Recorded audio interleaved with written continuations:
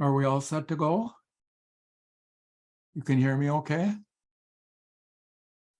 Okay. I would like to thank you all for inviting me to your wonderful satsang.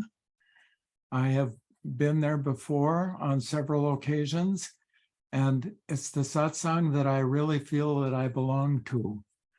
I don't know if you realize it, but it was in San Francisco that Swami Vivekananda especially emphasized the divine nature of women and men. He delivered his full message of liberation there. And so San Francisco, aside from this satsang, is very special to me. Before I give my talk, I'd like to give a little disclaimer. I would like you to know that I am not a guru or a teacher of any sort. I am a person who walks the same path as you do. I don't claim to be above or below you on the mountainside where we're trekking. It may be that I'm occasionally sleeping next to a rock or under a tree. But again, thank you for inviting me. Sunita called only about a week ago and asked me to give a talk on meditation, and to especially if I had any insights, to talk about the heart center that Bhagavan said was so important to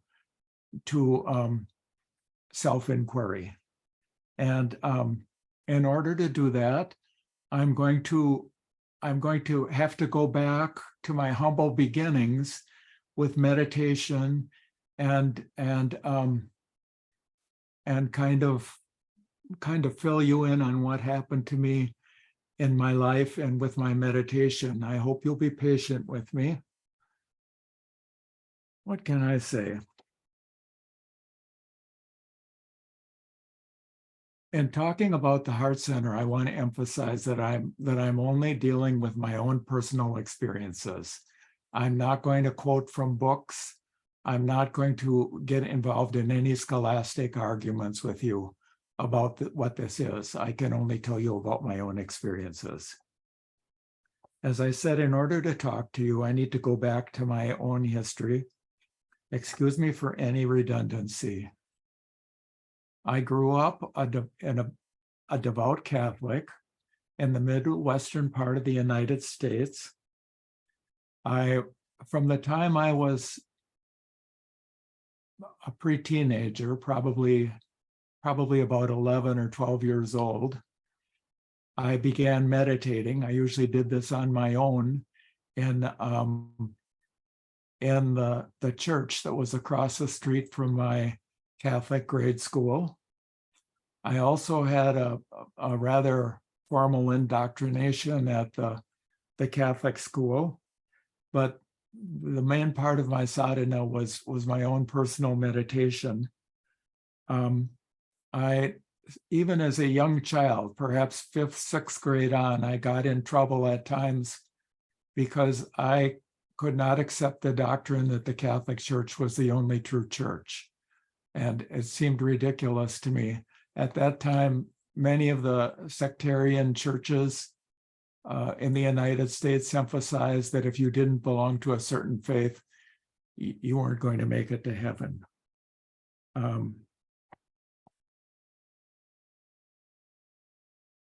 When I was 24 years old, I came in contact with a Hindu Swami of the Ramakrishna order. His name was Swami Bhashyananda. His center was in Chicago, where Swami Vivekananda gave his lecture at the Parliament of Religions. And although this is somewhat beside the point, I eventually had the chance to meet and spend an afternoon with an 80, perhaps 4-year-old woman whose house Swamiji stayed at while he spoke at the Parliament of Religion and whom he tucked into bed every night.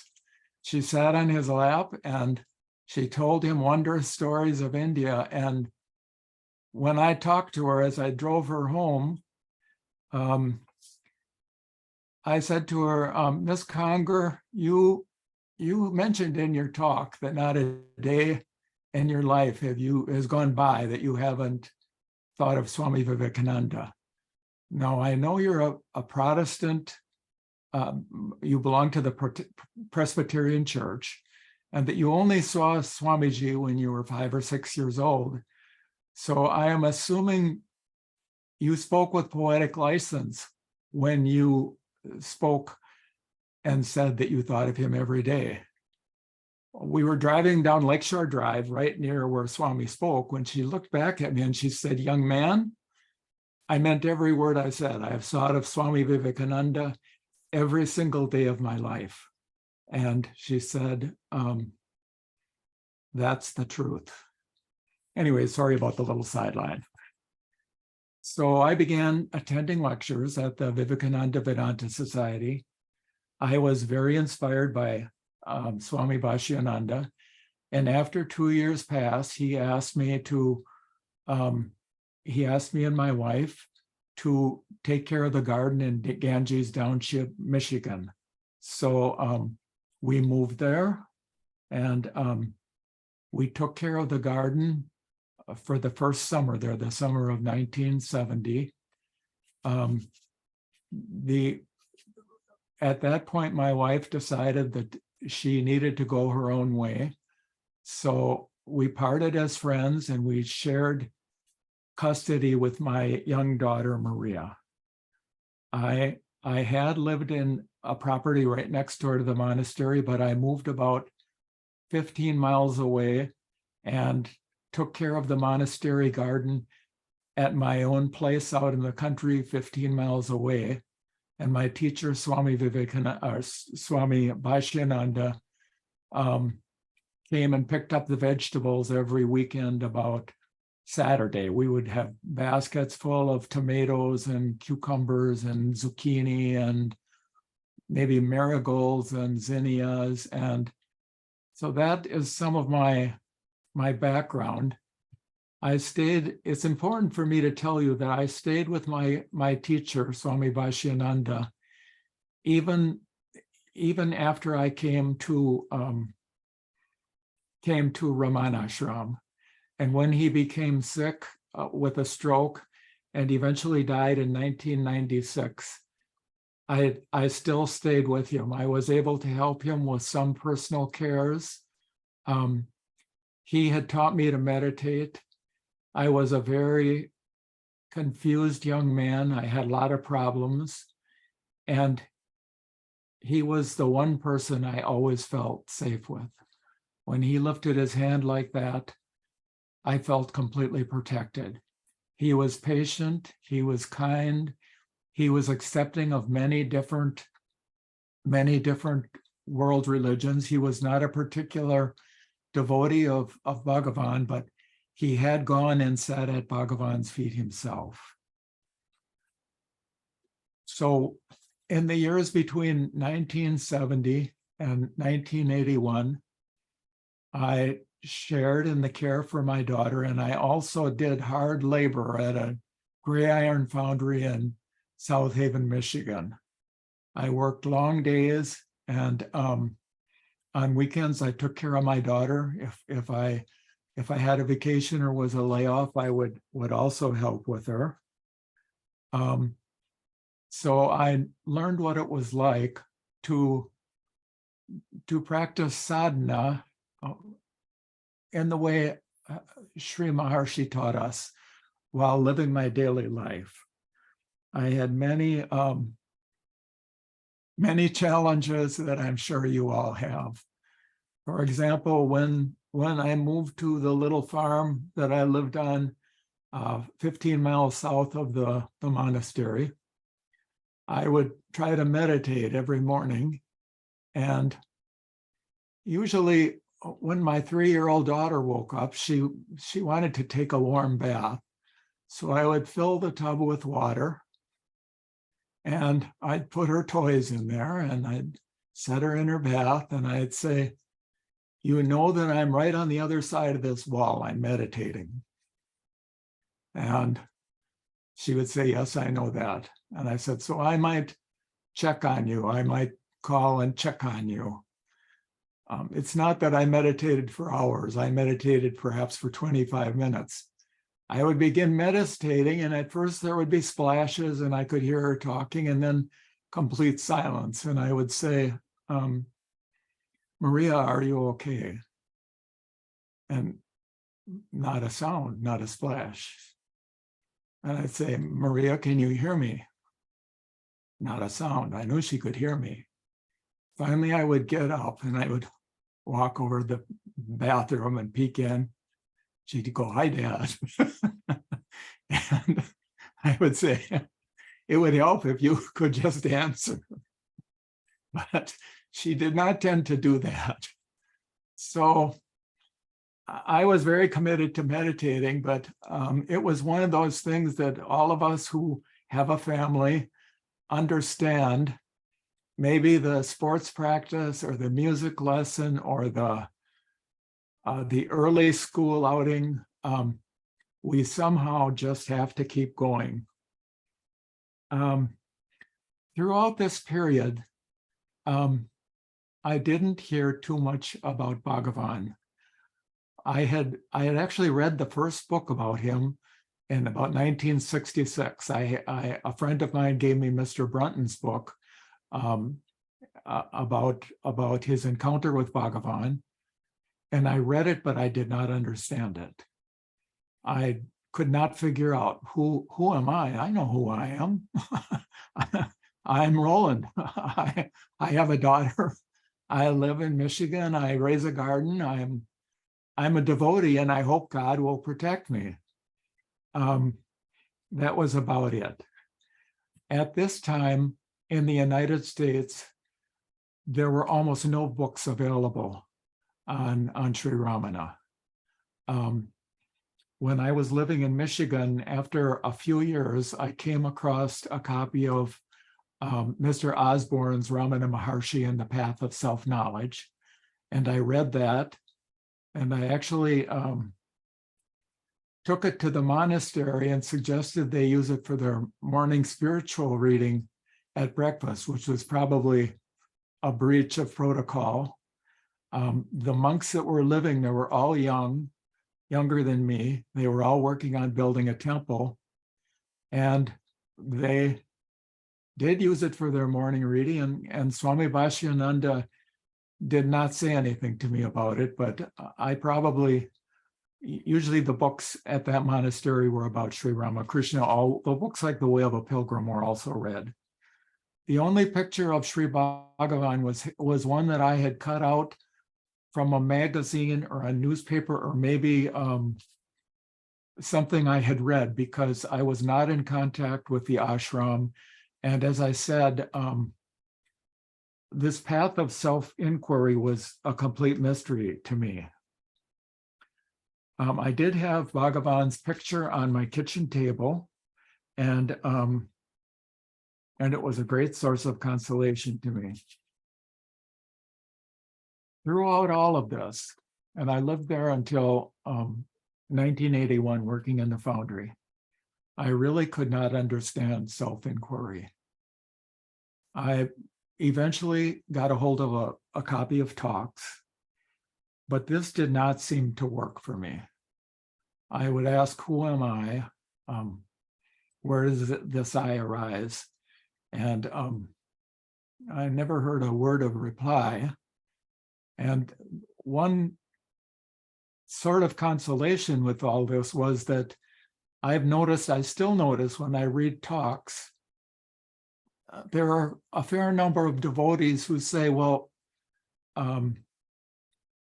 this doesn't work for me. How do you do it? Where is that center? How do you find it? And Bhagavan says, well, you look inward. And they say, but how do you do that? How can you merge the mind and the heart? And Bhagavan says, well, it's an intuitive process. You need to turn the mind inward and do that. Well, I never quite understood the process.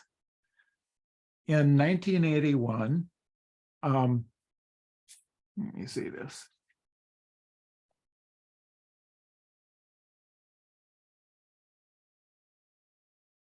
What did I do?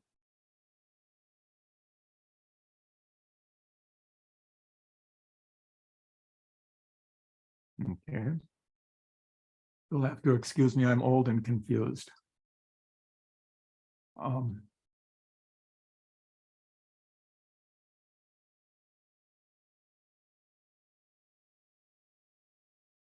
As I said, through all these years, I stuck to my daily practice, and I had the picture of Bhagavan in front of me on the kitchen table, and I persevered as well as I could. In 1981, I was laid off. There was an economic downturn in the United States, and our foundry produced intake manifolds. We had switched to, we did gray iron and ductile iron, and I was laid off, and I moved to Madison, Wisconsin.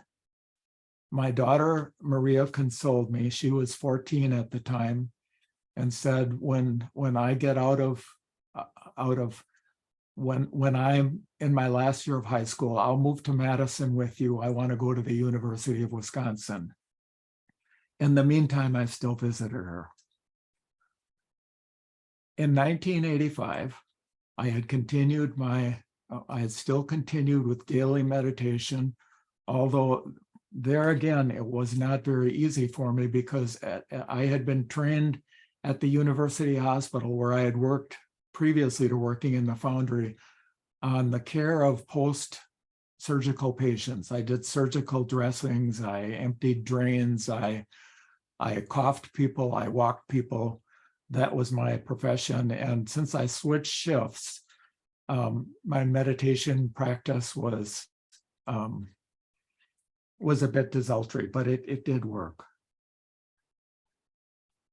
In 1985, I married the true love of my life, my wife Phoebe, and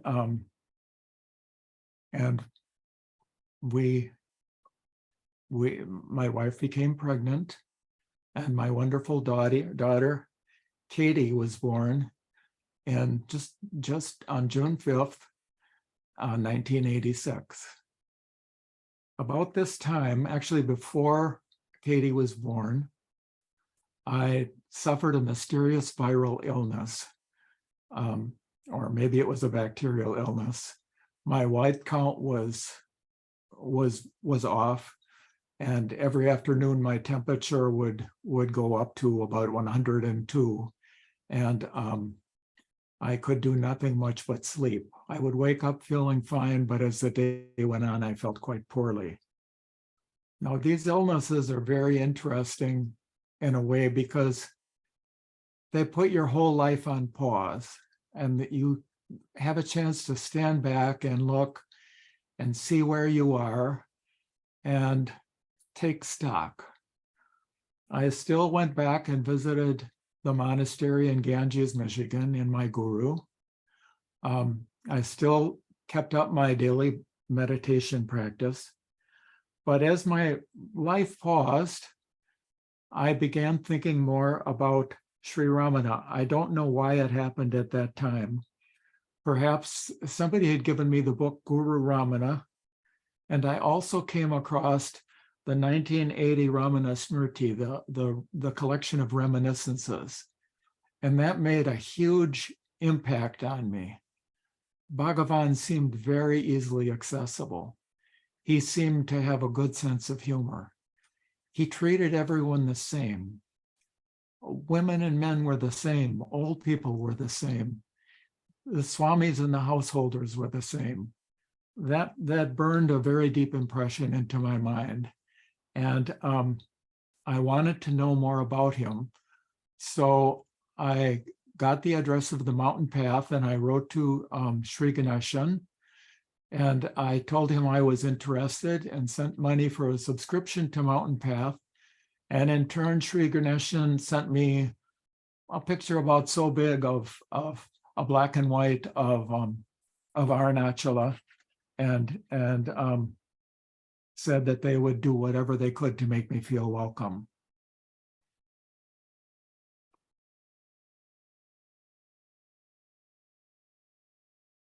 Okay, so perhaps about this time, something changed. I'm not really sure of the timeline. I was a busy guy. We had Katie, and my daughter Maria had moved in with us too, so and was going to the University of Wisconsin as she wished. But I still kept up my meditation practice. I still did not understand, but something very peculiar happened to me, because I was mainly doing japa that my teacher Swami Vaishyananda had given me. And while I was meditating and doing japa, I began to feel a very gentle, pleasant sensation on a very specific spot on my chest. Now, I had read about the Kundalini, I had read about the chakras. I felt that I was making progress. I thought, I've reached the anahata.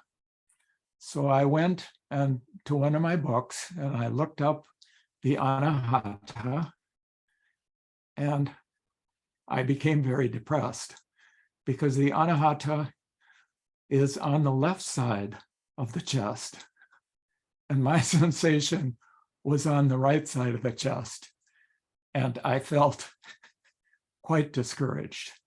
I thought, this isn't paying, but I was somewhat mystified, because years before I had read in a book by a Burmese Buddhist monk that if you sincerely began a meditation practice, within 6 months or a year or sometime, you would definitely feel something change and know that you could proceed, that you should proceed, that things were going. And this, even though it had taken more time, felt like that.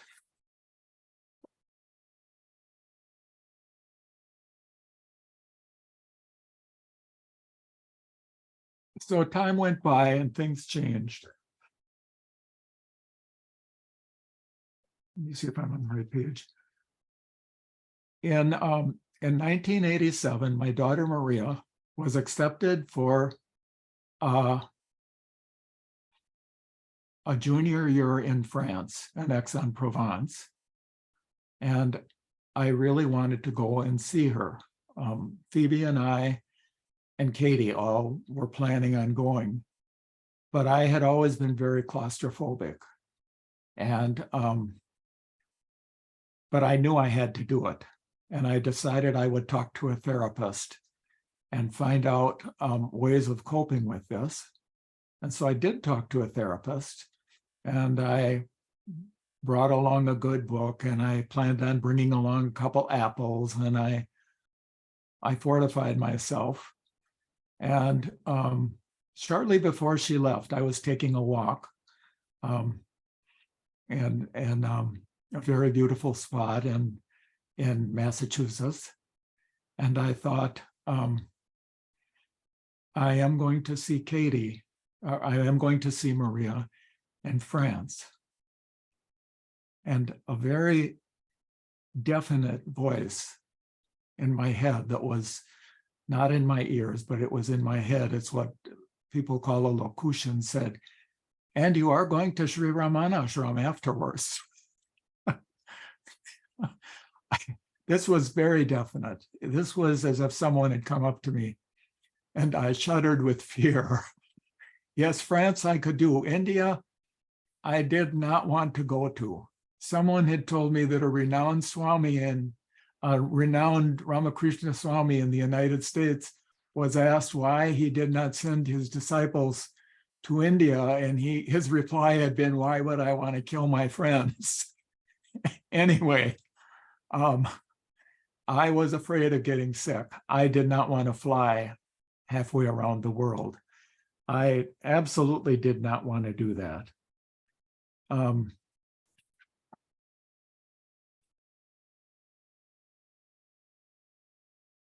So, but I knew I had to do it. As I left Aix-en-Provence to get on the plane, I felt as if I was walking underwater. I was so nervous about going to India. And when I landed in Delhi, and they told me that at the airport that I had to transfer to another in-country flight, or to an in-country flight, and I asked where it was, and they said, sir, it's parked out in that field across the street from the airport. There's a big weedy field across there.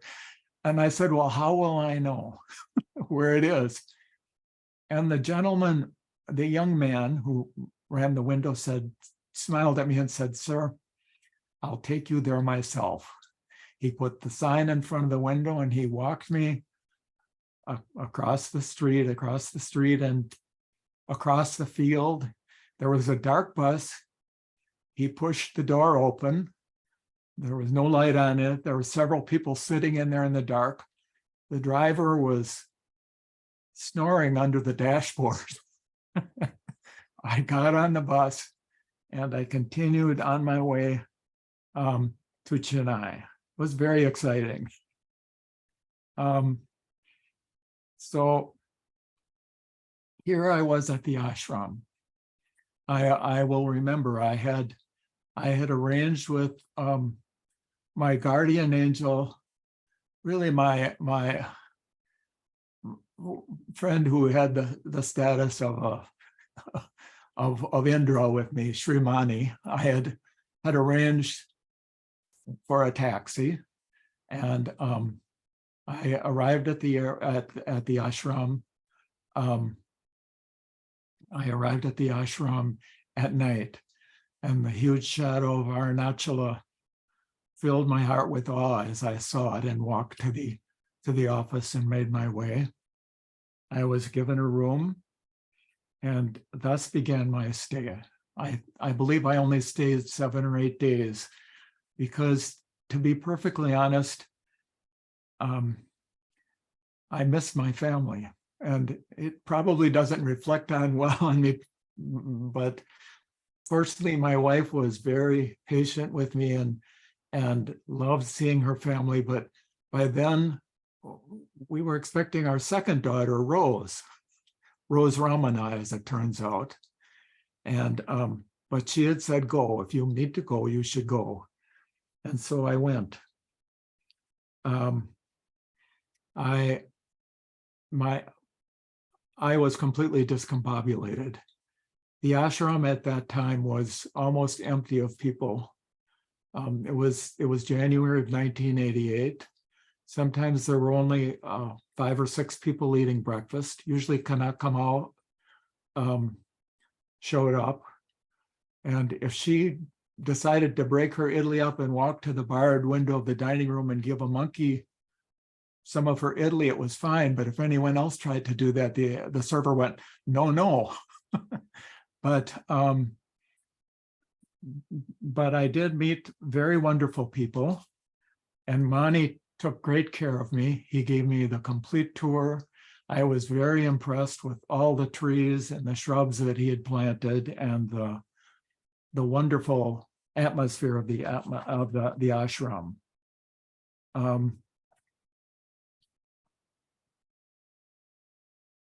My first day in the bookstore, the next morning, I went to the bookstore. This was a treasure trove. But before I even could even look at the books, a short little woman, her French name was Arachil Hans, a woman 10 or 15 years older than I, looked at me and said, "What's your name? What are you doing here?" And I told her. And she said, "Oh," well, she began recommending books. And from that moment on, she adopted me. It must be Bhagavan's way when you go. Even though she was very crusty, even though she could scold people furiously and had a terrible temper, she was absolutely wonderful to me. She cooked for me. She told me all the ashram gossip, which I loved. She taught me to go to Parayana. She explained what it meant. She encouraged me to do pradakshina. She, even though the dogs at that time were not particularly friendly to foreigners, probably because some of them gave them biscuits, and if you didn't have a biscuit, you were out. Anyway, I had a reasonably good visit, but my meditation was not very good. I really felt at this point that I wasn't making much progress at all. I had been, well, I was making a sincere effort, but things did not work out too well. So when I came back, I told my wife, I have no intention of, I perhaps will never return to the ashram. And if I do go, it will probably be only after 5 years. So when I left again in 1989 and went back, I endured a lot of teasing. I went back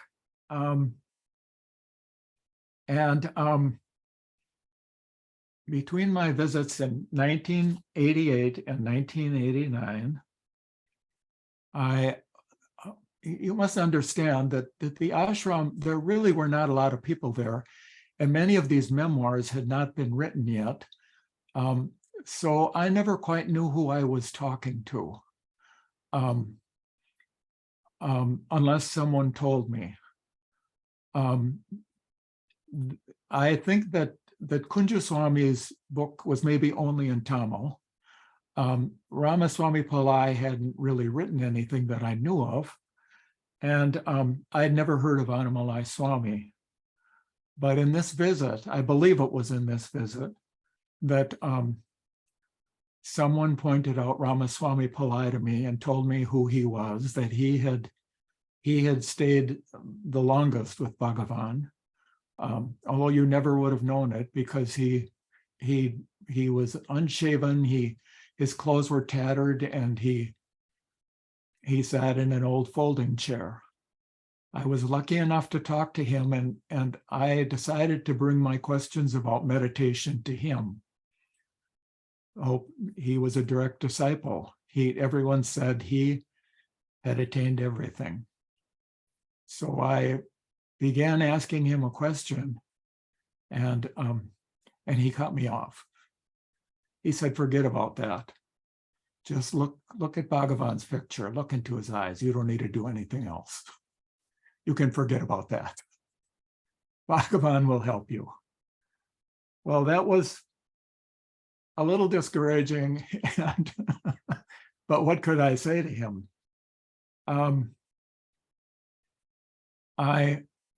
One day at tea time, it was perhaps in 1989 or perhaps in 1991, I'm not sure when anymore, that a woman told me, "Well, have you met Annamalai?" Or Anomaly, as my daughter Katie says it's pronounced.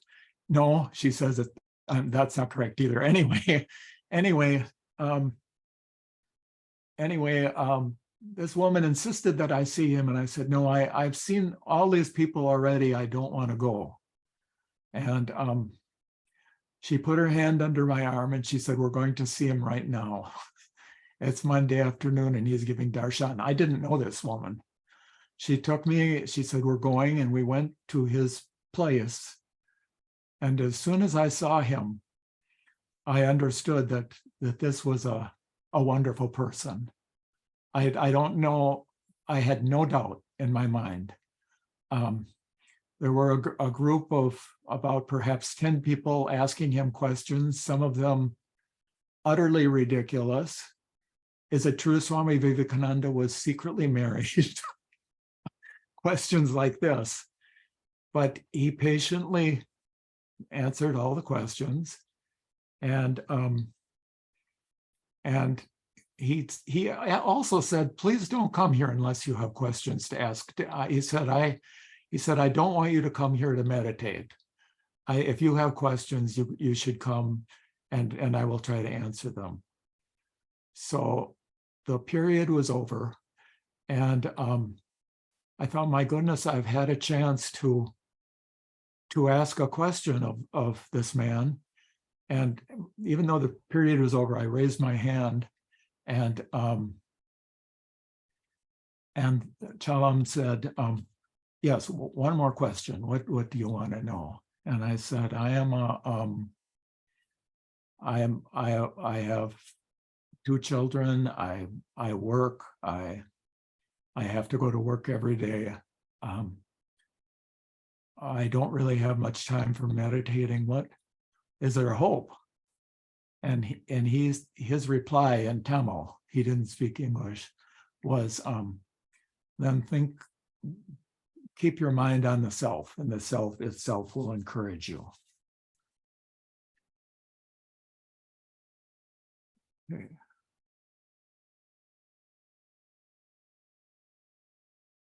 So after that visit, my life did become smoother, but meditation was still a struggle.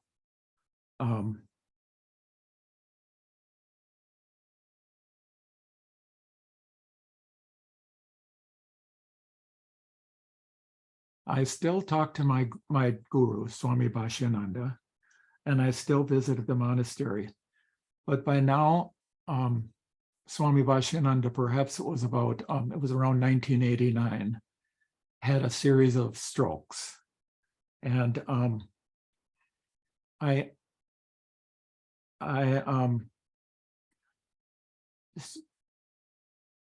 let me put it how to phrase this. Swami Bhashyananda had always been extremely kind to me. And even though he had had strokes, I went and sat with him. And at one point in my stay in perhaps 1989, a gentleman approached me as I was sitting on the steps of the ashram, the office. This Indian gentleman approached me and he said, "Why did you come here?" And I said, "Well, I read about this." Some people are very persistent though. And he said, "Well, where did you read about it?" And I said, "Well, in Ramana Maharshi in the Path of Self-Knowledge." "Well, where did you get that book?" "Well, I got it at a religious bookstore." "Well, where was that?" "I'm not kidding you." He just would not let up. And I said, "Well, it was in Chicago." And he said, "Well, where in Chicago?" And I said, "At the Vivekananda Vedanta Society." And he said, "Who's the guru?" And I said, "Swami Bhashyananda." And tears started rolling down his face. He said, "I grew up, we are in house next door. I am his dada. I am Dada Rohan. We grew up together. We did everything together. We ate food together. We swam together. We slept in the same room." So this was a very moving experience. It was almost as if I had met Swami Bhashyananda there. And one of the ways I think that I managed to get along well with Swami Bhashyananda was that I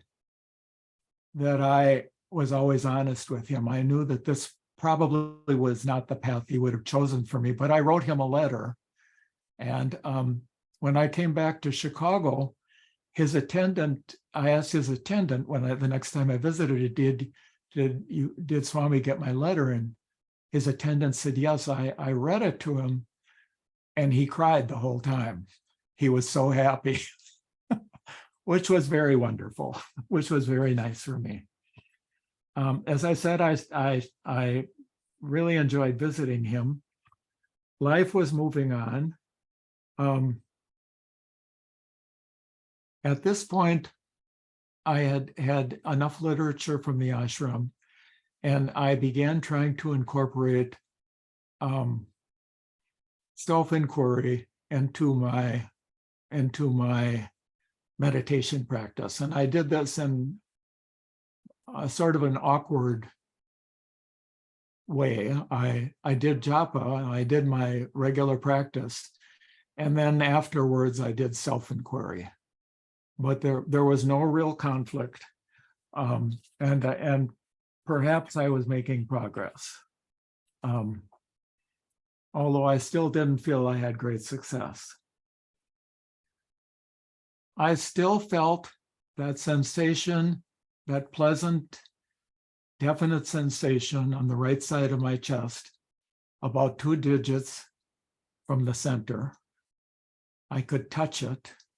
As Shri Ramana said, that center is the place you touch when you get in an argument with your wife. I said that. I want you to do that. Why are you kids defying me? Shri Ramana said, that's where that I comes from.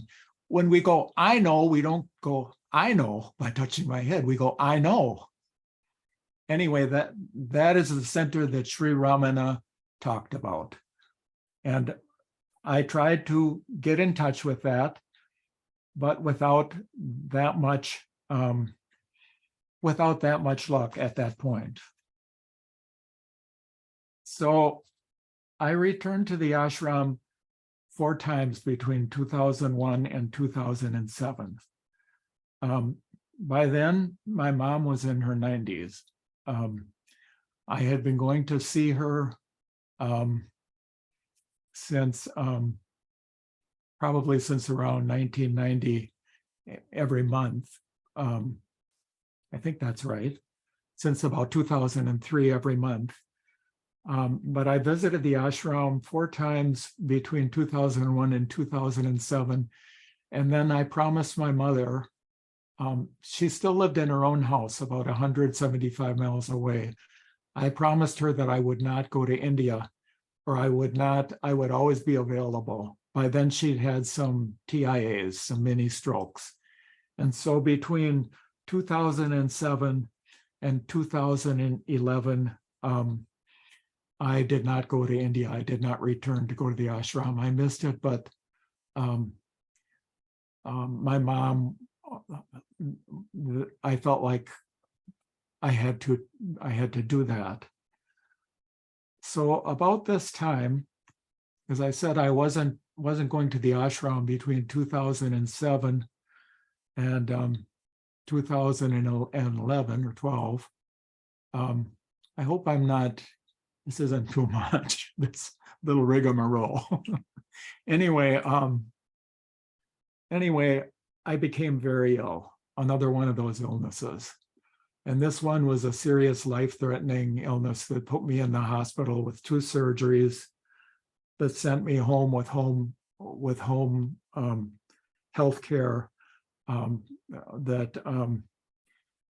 I was very ill for several months with a terrible infection.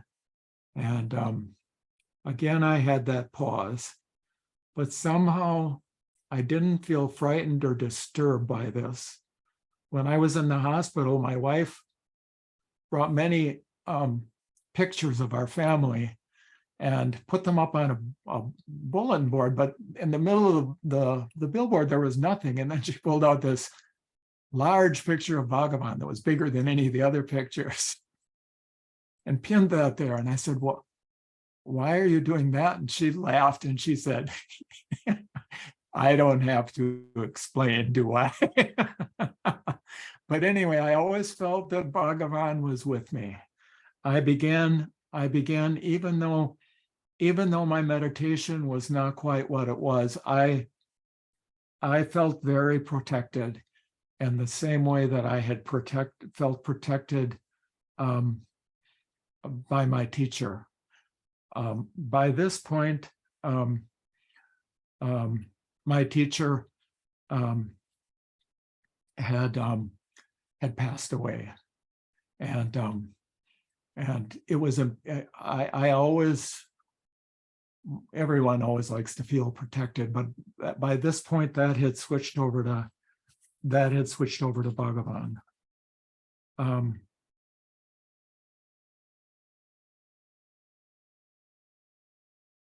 Something was definitely changing in me. My mom died in May of 2007, and I was responsible for settling the estate. It was in May, and sometimes the estates take a long time to settle. And I was still I didn't have a lot of confidence because I had been so ill 3 years before. And when Katie asked me when I was going to the ashram next, I said I didn't think I would be going again. And she's never let me forget that. She insisted that I go. She told me I had to go. She arranged for her 2 siblings to say that it was their only chance they'd have a chance to visit the ashram ever, that they would all go with me. And I said, well, the estate has to be settled. I won't go until the estate is settled. Within 4 months, the estate was all settled. And we had booked a ticket. And we returned to Shri Raman ashram.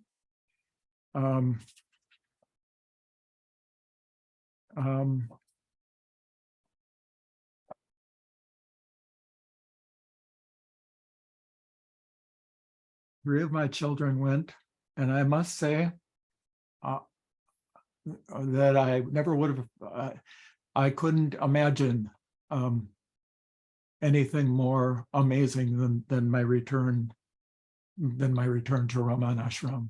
I felt I'd come back home. I felt wonderful confidence, great closeness to Arunachala, which I haven't talked about. It was an amazing visit. It was so wonderful. Daniel, Rose, Katie, and I went around the mountain several times. Fortunately, the inner path was open. It was even marked with white paint on the stones. We had an amazing time. My young son, who was the youngest, rolled up his pants and led us on these excursions. We saw the deer, we saw the big termite mounds, if that's what they were. We saw so many puppies. We saw all kinds of amazing things. And of course, my son Daniel became ill while he was there. And it actually happened to fall on Shri Ramana's birthday. I stayed back in the room with him. He was 102 or 103. He had a temperature. And when I saw Mani, he gave me a good scolding. He said, "Is Daniel eating outside?" I said, "No, he's sick." So when Daniel returned, Mani arranged yogurt and rice and special food for him. But anyway, that was the beginning of my of going back to the ashram for me. Katie eventually moved to Tiruvannamalai and has lived there on and off for several years. I returned 8 more times after that visit. And those times at the ashram were a time when things began to change very quickly for me. And it was a very important time. I didn't do a year-by-year diary. I can only tell you what I remember. So that would have been the years from 2013 until 2020. But I found out that the attendant who opened the old hall frequently got there between 3:30 and 3:45. Something would wake me up at 3:15. I would make a cup of tea and I would go there, and I would usually be in there by 3:45. My meditation changed completely. Suddenly I began to understand that pulse wasn't constant, but it was intermittent. I felt that. I suddenly intuitively began to understand where the I arose from. It was a new experience. It was, of course, I still had my frustrations, but I had my cake and I ate it too. After meditating, maybe between 3:45 and 5:15, I went back and had another cup of tea. A few years later, they began chanting ashram anamali at 6 in the morning. I would go to that then, the morning ceremony, the morning milk ceremony, have breakfast, and my daughter Katie and I would go and get what I called my chemo or radiation treatment. And you probably, maybe you've seen on TV or in a magazine when people who are stricken with cancer and go to get radiation or chemo, sometimes they're all in the same room lying on a couch being radiated or having the chemo drugs dripped through. I did that on Arunachala on the rocks and watched the little butterflies flying over my head. And we would stay for about an hour, and then we would go for lunch, and then at 2 o'clock the old hall would open again, and in the evening Upadesa Saram and so on. It was a full day. I was able to stay longer and longer. Shri was very kind to me, and eventually this sensation that I felt, this very specific, in a very specific spot, became more and more stable. I can say that I still have vasanas. I do not claim that I'm a self-realized person. I've never made that claim, but I do have this feeling on the right side of my chest almost all the time. It keeps me steady. It allows me to keep up my practice. There is a way to merge your mind in that. Since ego consists mainly of vasanas, totally, it's a huge ocean current of vasanas. It takes a while to work through that. I do not claim that I have attained that, but it is a great consolation for me. I had been thinking about this. So the issue of the heart is one that different people have different opinions on, and I had been thinking this for a couple months before Sunita called, and it was about this that she made a particular inquiry. And usually I don't like to talk about my practice, but something made me say, I'll do it. And I was a little shocked when she said she may put it on YouTube, but I think this is an important issue. One of the things that helped educate me about this was reading Mr. Osborne's memoir that's available in the ashram. It's a slim blue volume, and it's called My Life and Quest. And he also talks about this, and the things that he says are things that resonate with me. There's one other book that I would like to. I have to tell you that the books in this process that guided me through, we all have our favorites. Day by day, it took me a long time to accept that there was something beyond the Sahasraram. The books that really helped me were ashram books. I began marking up my copy of Day by Day. For example, when Bhagavan told Mrs. Khanna, trace the eye, see where it emerges. And she said, it's hard for me to do that. I have children, I'm a housewife. And he said, do that. find out where in the body it arises. Those were his words. Find out where in the body it arises. I won't push this. There are plenty of other places, but that also has been my experience.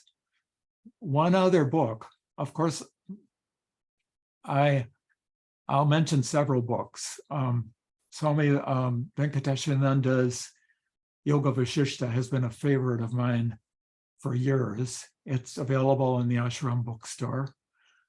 All the classics, Suri Nagama's wonderful book, Talks with Bhagavan, All is One, something I read every day. All these books are wonderful books. But the book that got away from me that I never really was able to understand, but that helped me greatly in understanding meditation and understanding Advaita, is a book that some people might not care a lot for, but it was very important to me. It's a book that's available in the ashram called Tripura Rahasya. It's a gem. It has so many insights on how to meditate. I think some people feel it's a little, well, I won't go into that. Some people, it's not just some people's taste, but that is also a very important book. Thank you all for listening to me. If any of you have questions, if any of you, you've been very patient. I feel like I talked way too much about myself, but I was very pleased to be able to talk to you all. I feel a great bond with all of you. I feel very lucky. I'm sure we've met many times before. I'll turn the floor over to Sunita. Gallery so he can see it.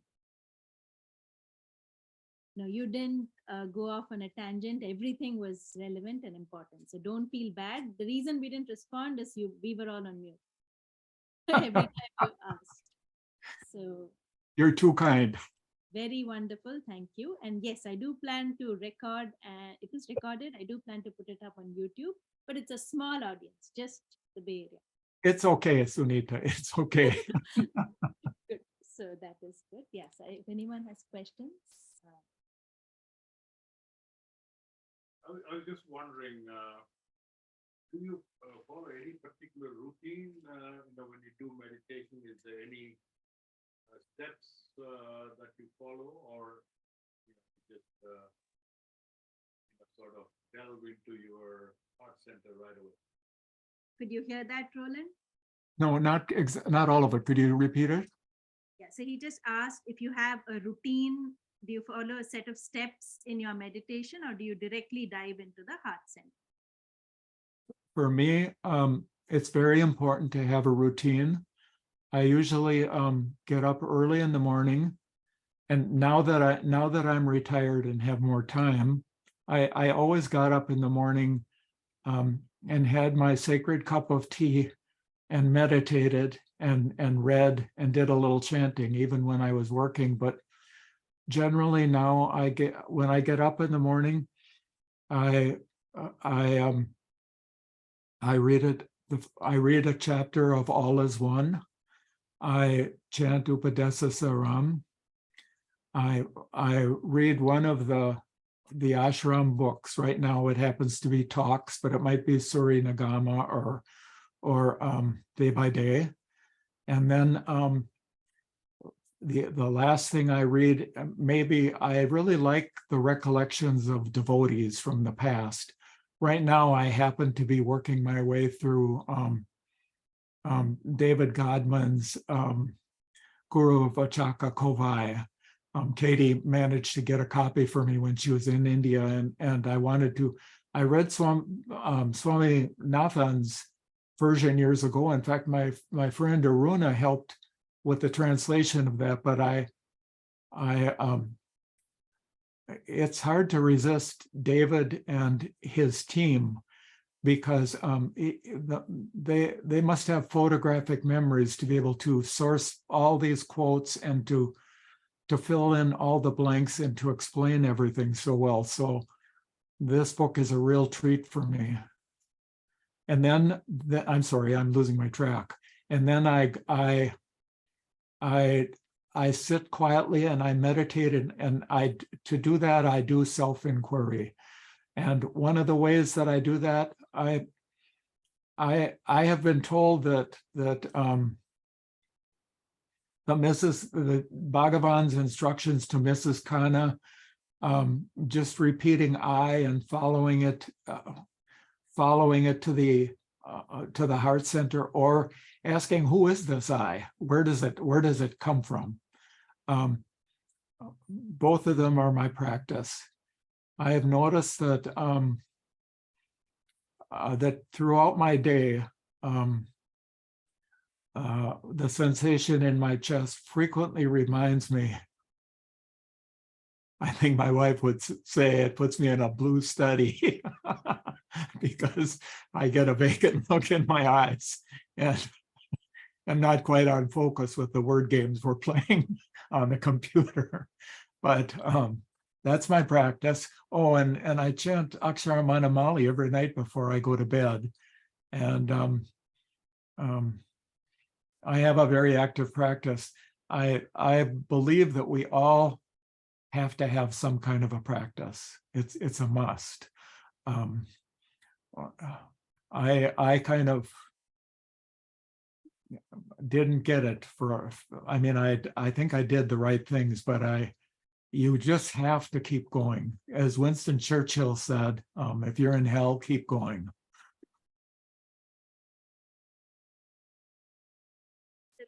Physical pain, I know you had health issues last fall, and everybody has some kind of health issue or the other. So how do you apply practice self-inquiry when there's physical pain? Sunita, could you repeat that? Yes, I was asking if there's physical pain, are you still able to practice self-inquiry? And if yes, what do you do? Am I what now? Are you able to hear parts of it or none? Can you hear me now, Roland? But I'm having trouble. I have my hearing aids in, but I'm still having trouble. Katie, can you repeat that? Yeah, Katie, maybe. You hear it? Okay, I can try now. Maybe I increase the volume. Sorry. Can you hear me better now? Yes. Okay, so yeah, I'll finish and then bring it. So I was asking how, whether you practice self-inquiry when you have physical pain, and if there's changes to your practice when the body is in pain. When difficult things happen, is that it? No, when there's pain in the body. Oh, well, I can be specific about that. I have degenerative disc disease and wound up for a couple months sitting in that chair you see in the background and sleeping in it at night. And fortunately, I had visited my Swami Bhashyananda for many years, and I could not meditate in the other room, but I noticed that Swami Bhashyananda, who also had pain, you could just see he would straighten his neck and he would meditate for a while, and that's what I tried to do too. Also, the Lord is good to us. He doesn't heap too much on us. We can, sometimes it doesn't work as well as others. We can ask who the pain occurs to. Okay. Is that enough? No, that's good. And does anyone have other questions? Old devotees saying, let us remember. Ashram. You've asked that before? Practice with that. Okay, Karthik has a question. Okay. She wants me to ask something about practice, but I can't practice anything. So About the old devotees that you saw in the ashram, who do you most fondly remember? Anything that you Who do I most fondly remember? Of the old devotees. Um, Bhagavan's old devotees that you saw? you must know that a lot of times I didn't know who I was seeing, because, like I say, there wasn't all this literature. So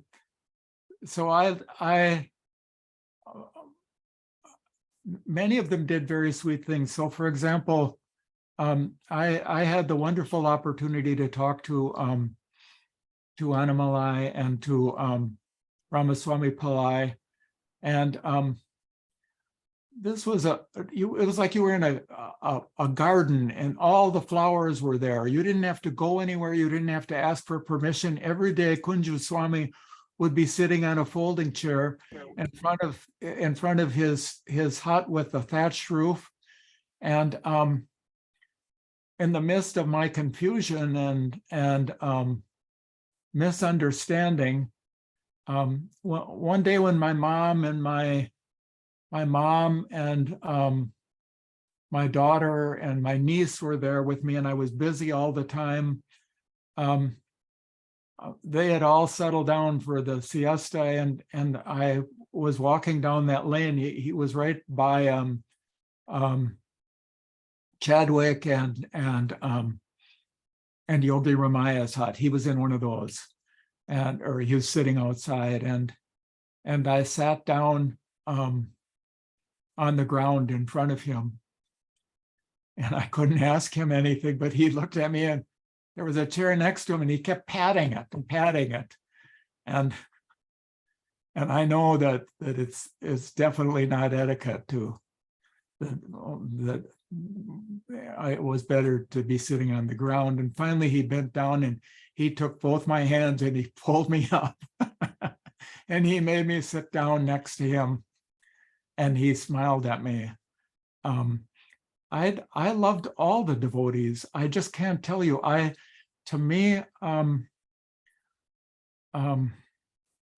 love the servers at the meals, and the servers, especially in the last 9 years that I was there, would tease me terribly. Thanks to Katie, she felt that I don't weigh enough, and she would secretly signal them to give me more rice or pour buttermilk on things, or and they used to laugh and tease me. Everyone was very wonderful. I even felt that I met a very holy man at the parking lot of the New Woodlands in Chennai, a very old man who I thought was maybe a Brahmin who would serve food. Very old man with a wonderful smiling face. Would maybe the second or third time he would come meet me in the parking lot and say, with tears in his eyes, "You've returned, you're here. Welcome, I'm so glad you're back." And so many people were like that. So many people were so kind, and people were kind to my mother's. The experience itself was a favorite.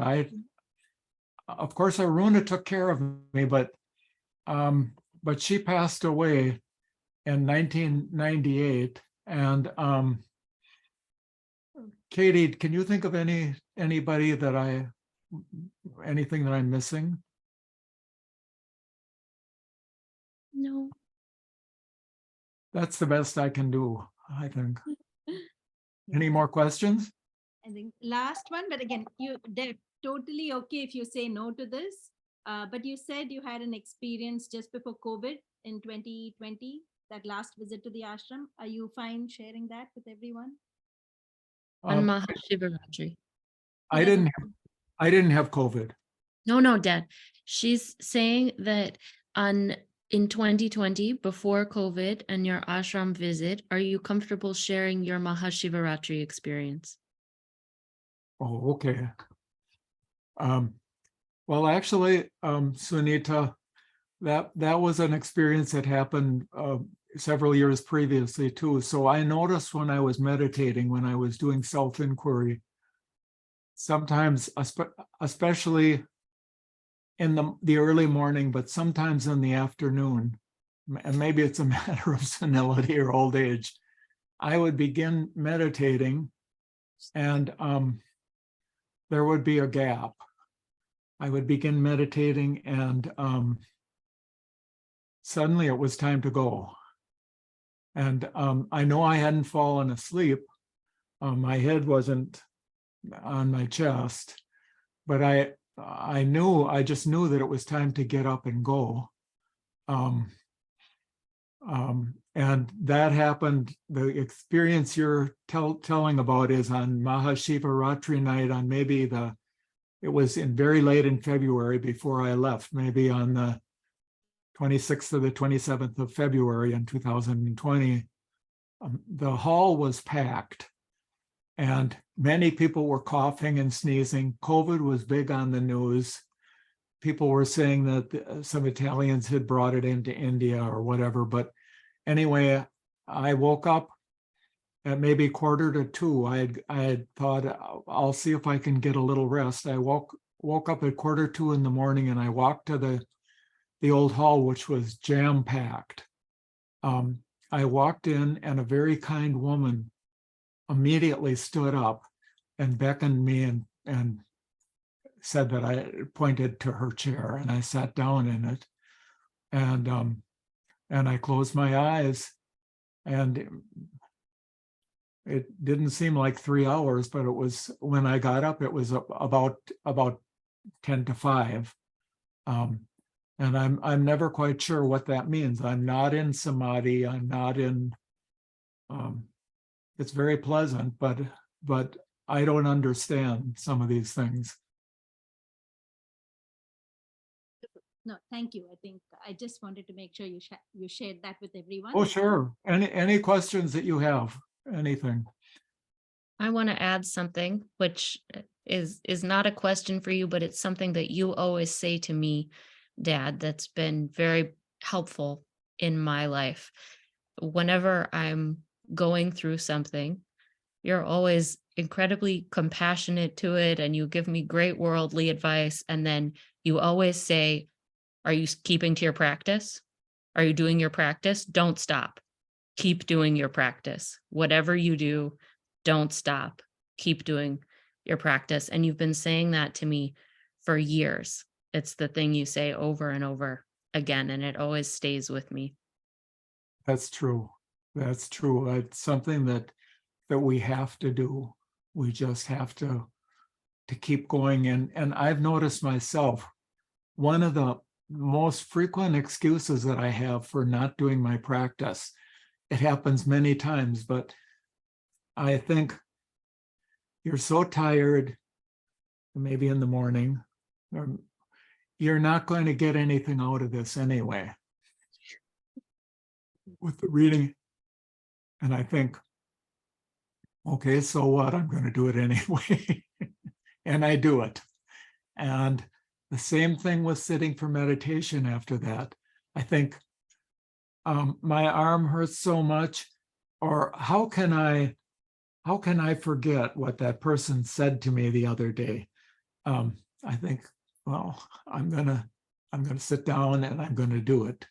And so I have to tell you something else, that one of my favorite mantras in those early mornings in the old hall, a mantra that I loved dearly. I would go in there and it would be 10 to 4.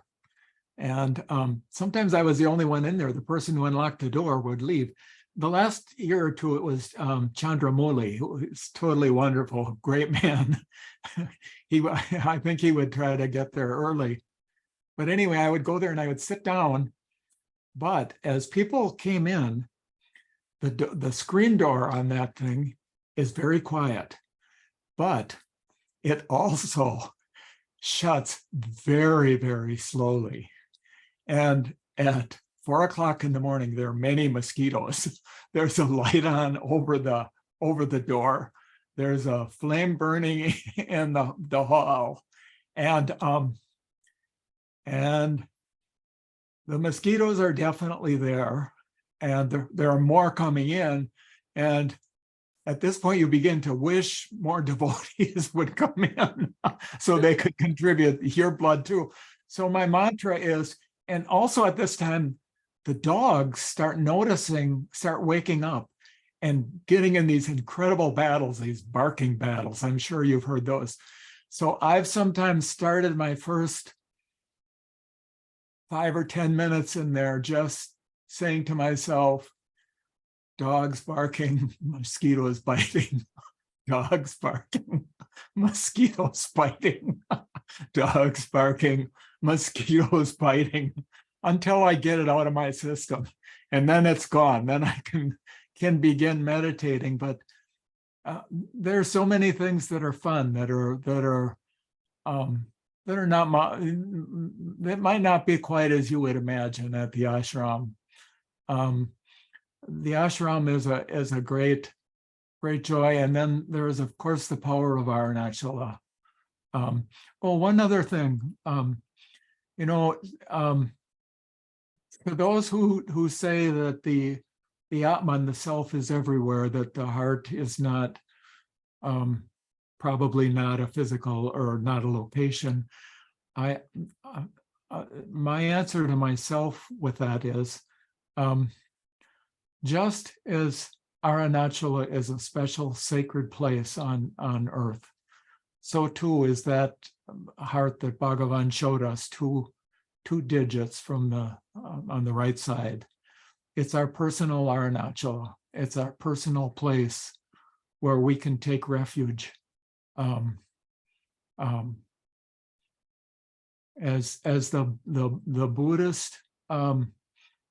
Buddhist Gatha says, when we turn inward to the heart, I have arrived. I am home in the here, in the now. I am steadfast. I am free. In the radiance of the heart, I have my being.